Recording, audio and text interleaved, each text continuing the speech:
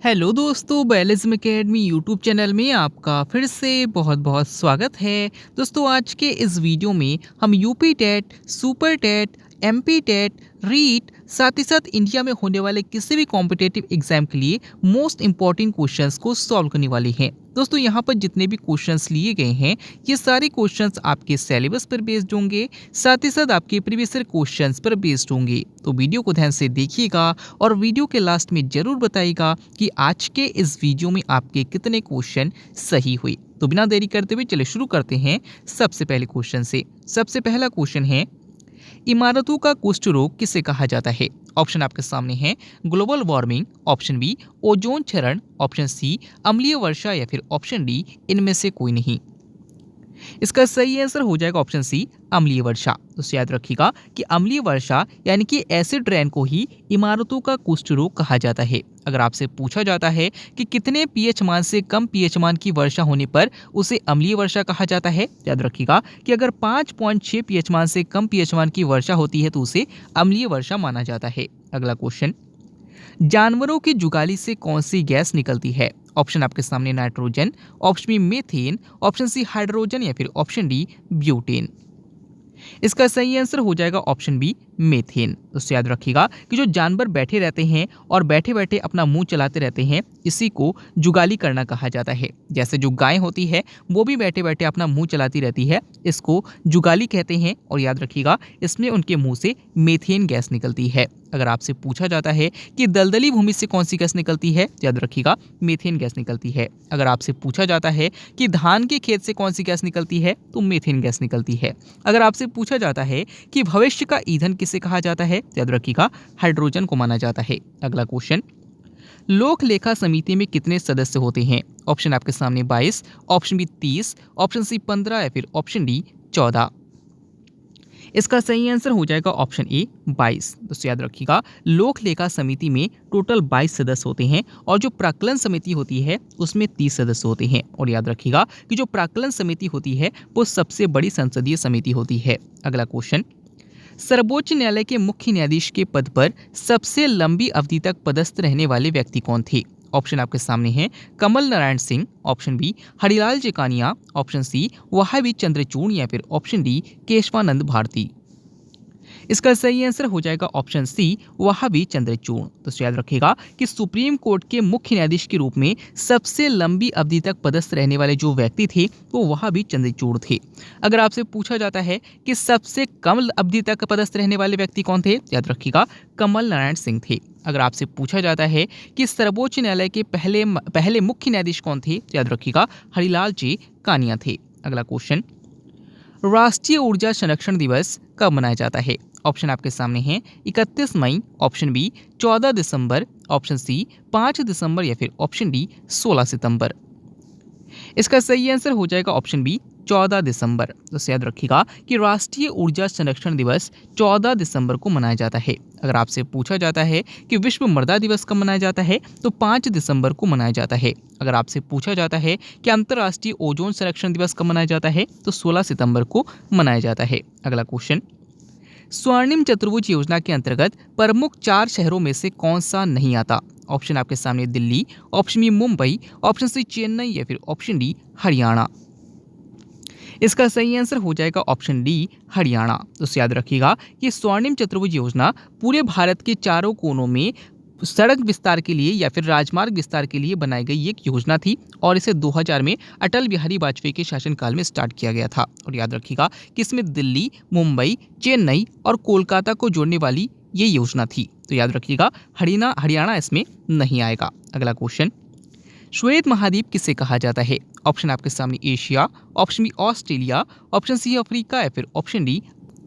इसका सही आंसर हो जाएगा ऑप्शन डी अंटार्कटिका। तो याद रखिएगा कि अंटार्कटिका महाद्वीप को ही श्वेत महाद्वीप कहा जाता है। अगर आपसे पूछा जाता है कि प्यासी भूमि का देश किस महाद्वीप को कहा जाता है, याद रखिएगा ये ऑस्ट्रेलिया महाद्वीप को कहा जाता है। अगला क्वेश्चन, भारत में सिंचाई का सबसे मुख्य साधन कौन सा है? ऑप्शन आपके सामने नहरें, ऑप्शन बी कुआं और नलकूप, ऑप्शन सी तालाब या फिर ऑप्शन डी इनमें से कोई नहीं। इसका सही आंसर हो जाएगा ऑप्शन बी कुआं और नलकूप। तो याद रखिएगा कि भारत में सिंचाई का सबसे मुख्य साधन जो है वो कुआं और नलकूप है। अगला क्वेश्चन, भारत की सबसे लंबी झील कौन सी है? ऑप्शन आपके सामने बेम्बानद झील, ऑप्शन बी बूलर झील, ऑप्शन सी लोकटक झील या फिर ऑप्शन डी पैंगोंग झील। इसका सही आंसर हो जाएगा ऑप्शन ए बेम्बानद झील। तो याद रखिएगा कि बेम्बानद झील केरल में है और यह भारत की सबसे लंबी झील है। याद रखिएगा बूलर झील जम्मू कश्मीर में है और लोकटक झील जो है ये मणिपुर में है। पैंगोंग झील कहाँ पर है? कमेंट करके जरूर बताइएगा। अगला क्वेश्चन, भारत की बुलबुल किसे कहा जाता है? ऑप्शन आपके सामने Annie Besant, option B Mother Teresa, option C Indira Gandhi या फिर ऑप्शन डी सरोजिनी नायडू। इसका सही आंसर हो जाएगा ऑप्शन डी सरोजिनी नायडू। तो याद रखिएगा कि सरोजिनी नायडू को ही भारत की बुलबुल या फिर नाइटिंगेल ऑफ इंडिया कहा जाता है। अगर आपसे पूछा जाता है कि सरोजिनी नायडू को नाइटिंगेल ऑफ इंडिया की जो कह सकते उपाधि है किसके द्वारा दी गई थी, तो याद रखिएगा महात्मा गांधी के द्वारा दी गई थी। अगला क्वेश्चन, विश्व का सबसे बड़ा बौद्ध मंदिर कहाँ स्थित है? ऑप्शन आपके सामने Bharat, option B Indonesia, option C Japan या फिर ऑप्शन डी ग्रीनलैंड। इसका सही आंसर हो जाएगा ऑप्शन बी इंडोनेशिया। तो याद रखिएगा कि विश्व का सबसे बड़ा बौद्ध मंदिर जो है वो इंडोनेशिया में है। अगर आपसे पूछा जाता है कि विश्व का सबसे बड़ा महाद्वीप कौन सा है, याद रखिएगा एशिया महाद्वीप है। अगर आपसे पूछा जाता है कि विश्व का सबसे बड़ा द्वीप कौन सा है, तो ग्रीनलैंड है। और अगर आपसे पूछा जाता है कि विश्व का सबसे बड़ा द्वीप समूह कौन सा है, तो याद रखिएगा इंडोनेशिया है। अगला क्वेश्चन, शक जनपद की शुरुआत किसने की थी? ऑप्शन आपके सामने कनिष्क, ऑप्शन बी चंद्रगुप्त प्रथम, ऑप्शन सी अकबर या फिर ऑप्शन डी। इसका सही आंसर हो जाएगा ऑप्शन ए कनिष्क। तो याद रखिएगा कि शक जनपद की शुरुआत 78 ईस्वी में कनिष्क के द्वारा की गई थी। अगर आपसे पूछा जाता है कि गुप्त जनपद की शुरुआत किसने की थी, याद रखिएगा चंद्रगुप्त प्रथम ने की थी। अगला क्वेश्चन, इनमें से कौन सा केरल का लोक नृत्य है? ऑप्शन आपके सामने Giddha, option B Yakshagana, option C मुखौटा या फिर ऑप्शन डी मोहिनीअट्टम।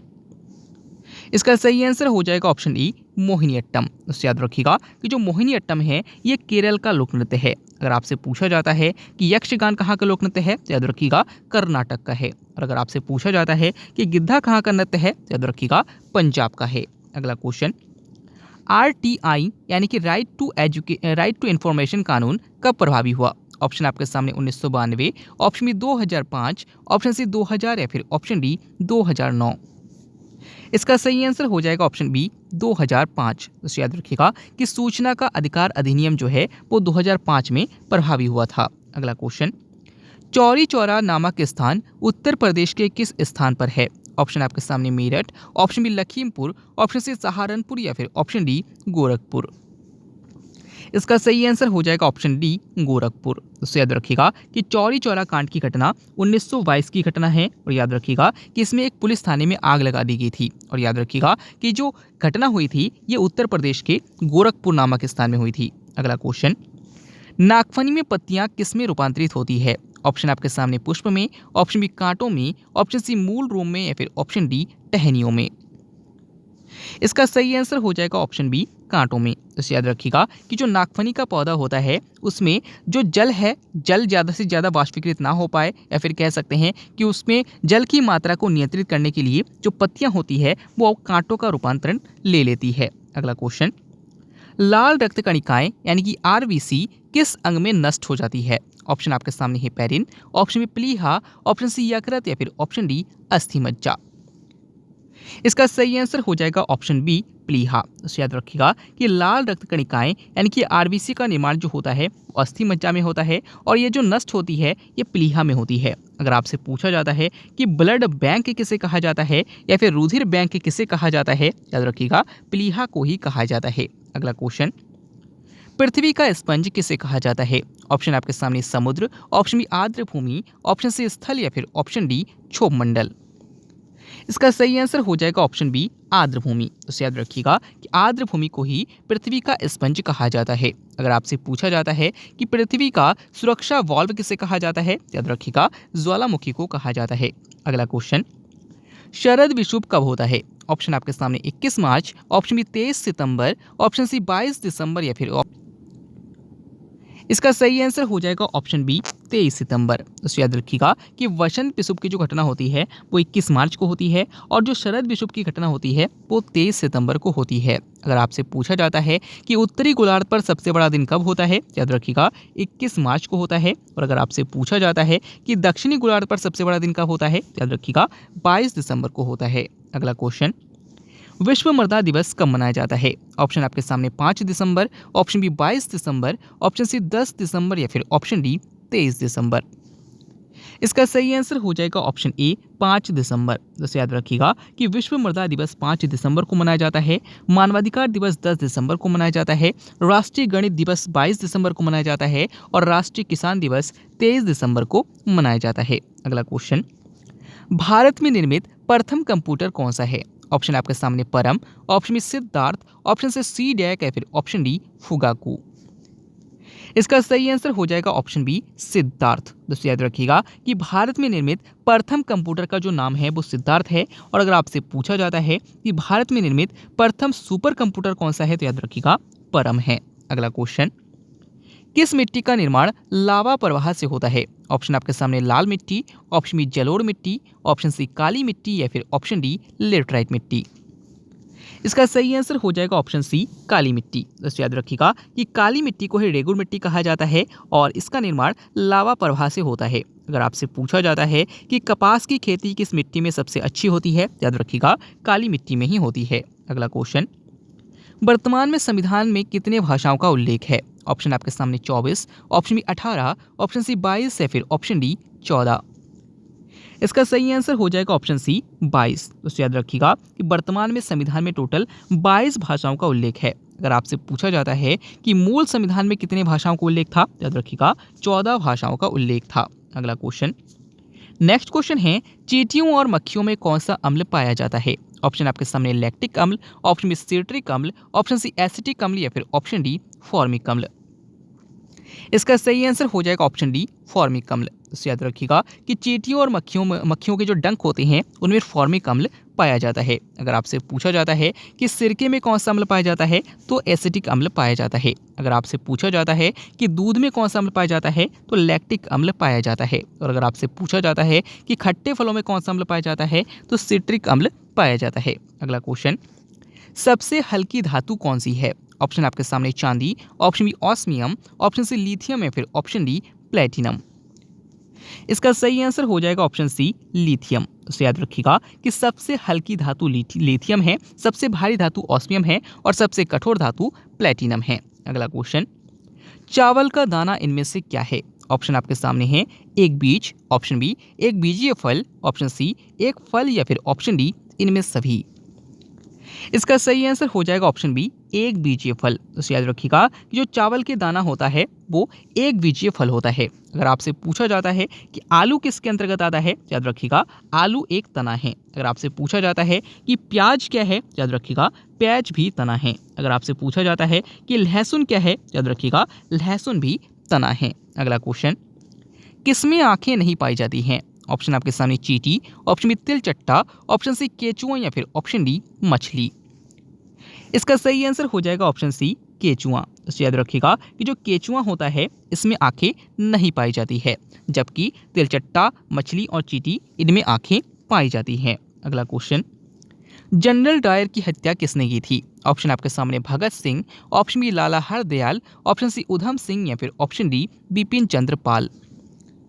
इसका सही आंसर हो जाएगा ऑप्शन बी लाला हरदयाल। तो याद रखिएगा कि जो जलियांवाला कांड की घटना हुई थी उसका सबसे बड़ा जिम्मेदार जो माना जाता है वो जनरल डायर को माना जाता है। और याद रखिएगा कि इस जनरल डायर की जो हत्या की गई थी वो लाला हरदयाल के द्वारा की गई थी। अगर आपसे पूछा जाता है कि सैंडर्स की हत्या किसके द्वारा की गई थी, याद रखिएगा भगत सिंह के द्वारा की गई थी। अगला क्वेश्चन, रसायन का राजा किसे कहा जाता है? ऑप्शन आपके सामने हैं हाइड्रोक्लोरिक अम्ल, ऑप्शन बी नाइट्रिक अम्ल, ऑप्शन सी KCl या फिर ऑप्शन डी H2SO4।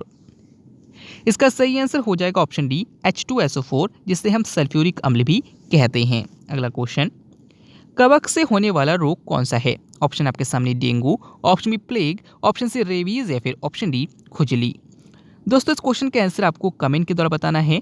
आज की वीडियो में आपके कितने क्वेश्चन सही हुए, साथ ही साथ आज का वीडियो आपको कैसा लगा कमेंट बॉक्स में जरूर बताइएगा। अगर आप टेलीग्राम ग्रुप और साथ ही साथ फेसबुक ग्रुप को ज्वाइन करना चाहते हैं तो डिस्क्रिप्शन में लिंक दिया गया है, वहां से आप ज्वाइन कर सकते हैं।